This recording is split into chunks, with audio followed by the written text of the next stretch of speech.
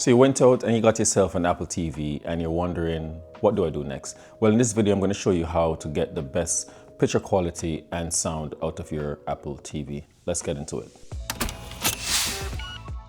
All right, guys, so first thing I really want to just preface by saying, if you're someone like me who has had a TV for a couple of years and you're now noticing how laggy that TV is, then this would be the best video for you. But also you can definitely get the best quality out of the standard settings that Apple actually gives you. So let's get straight into the video. So with the Apple TV, the one thing I noticed right away is how fast the TV actually just functions. You move through the menus as quick as possible. Nothing like when you're using your regular TV.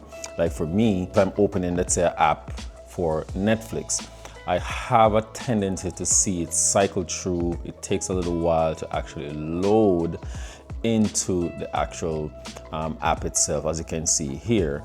And I'm just really tired of that. You know, look how long it actually took to actually get into it versus if I should go into my Apple TV now, I have to just scroll all the way over here and I'm going to go into my Apple TV. And now with the same app, I can literally just touch it and boom, I'm actually already inside the Netflix app. So for me, that is always something that I find that, oh my God, it's almost like I have a brand new TV once again. So let me digress. So what the first thing I want to do is I really just want to get us into the home screen. So the first thing you need to do, guys, is next you need to go into your settings. Once you go into your settings, guys, you need to scroll down to system. And then once you go into system, now you're going to go to software update. Once you go into software update, you're just going to click on software update just to make sure that you're on the latest firmware on the Apple TV itself. All right. So once you realize that you're on the Apple TV, I think it's iOS 26 right now, as it's showing right there. Now, all you need to do now is just go right back into your home screen, but we're going to go back into settings once again. And once you go into settings, guys, you're going to come down here and you're going to go into video and audio. So the first thing you need to do, guys, is make sure that your format is actually set to 4K SDR. I think standard, I think it's on HDR, but what happened is there are certain movies that aren't on HDR and they're just regular format. So with SDR, you can cycle through and then Apple TV is just going to just automatically does the adjustment for you.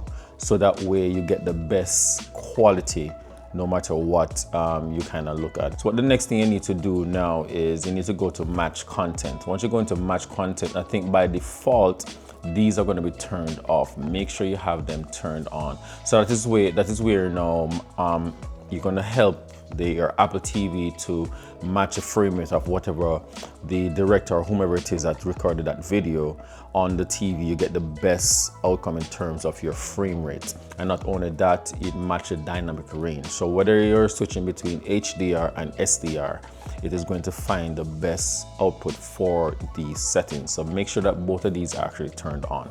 So I'm just going to go back. Once we go back now, the next thing that you need to do is make sure you check your HDMI output.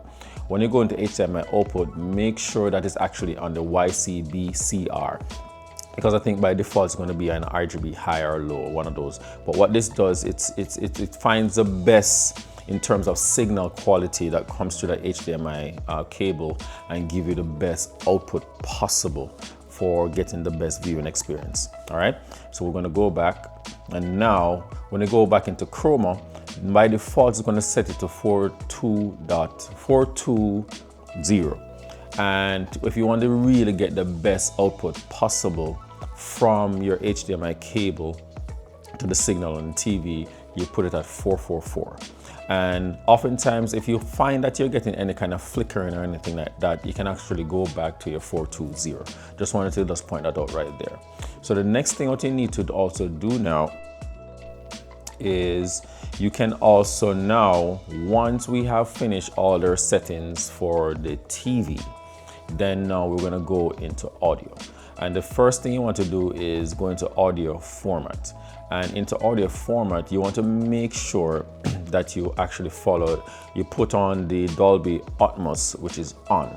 And if you're using like a soundbar like I am, I'm actually using a soundbar, and what I didn't necessarily do a HDMI connection, I used the optical cable. And with the optical cable, guys, I find that once I connected the Apple TV, because with Apple TV, all they need is a HDMI and the power cord. That's it. With this now is I find that once I connected it, it actually automatically detected the signal from the soundbar. So now what happens is I'm now getting all my audio through my soundbar, not necessarily the TV, and I get the best output possible. So let's go back now. So once I go back here, the next thing I need to do now is where it says reduce loud sound. You want to make sure that it's turned off. The only reason you really want to turn this on, guys, is if you don't want to disturb anyone when you're playing your music or your shows at the highest volume. So you want to get the best experience possible in terms of sound when you're playing your movies. So with this turned off, you're definitely going to have that. And if you really don't want to disturb anyone, guys, 1 second. If you don't want to disturb anyone, you can always, which is the beautiful thing about the Apple ecosystem, is that you can connect your over-ear headphones, but not only that, you can also connect your AirPods. And I'm sure you probably guys have seen, did a video on the AirPods 3. Man, when I tell you that the sound quality in these are fantastic, you can definitely get the best out of these. So in other words, so now if I should go back to home, let's close that. And let's say I go back inside HBO Max. Here, and then I go down, I'm gonna go back to Superman. And now I can literally just put my headphones in, and it automatically, it's saying here, once I press the button on the remote, I'm now hearing the audio from my Apple TV into my earphone, and the quality is really, really good. So now I can literally just scrub through, and this is how fast I kind of like, because literally I'm just rubbing my finger over the control, and it's literally just scrubbing through the actual what is happening on the TV itself. And when I tell you what I'm hearing out of these AirPods right now in terms of the bass and sound, it's fantastic. But I digress, because this is not about the actual AirPod, but I just want you guys to know that you do have the option of, you know, connecting your earpiece or over-ear headphones to your Apple TV, and you don't necessarily will disturb anyone. So I just think that this is a really good product for anyone out there who might have an older TV and finding that it's actually lagging and slowing down. And it's almost like once you connect your Apple TV to your actual TV itself, you find it almost feels like you actually have a brand new TV, which is what I really do enjoy. So what I want to do is also point out that the version that I have here, guys, is a 128 megabits version, and this actually comes with the Ethernet cable.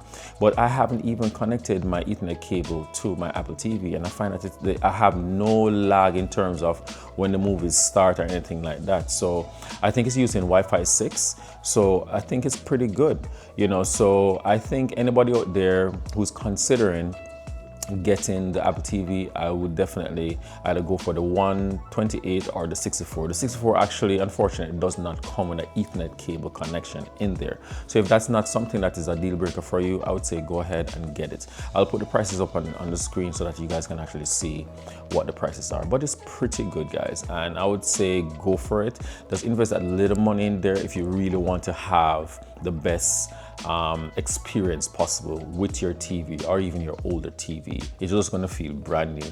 And with the new iOS 26, guys, you can't go wrong, because this thing here, for me, I just love the glass effect and how it actually looks. And like I said, guys, the speed of which how it just moves is just phenomenal, guys. And this little remote right here is just Perfect. Yeah, so I just really wanted to just help you guys, just in case you do have an Apple TV and you just got it and you're wondering what next to do.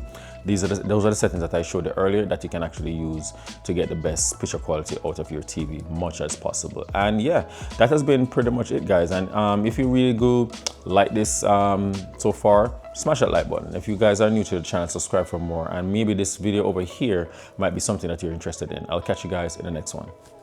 Peace.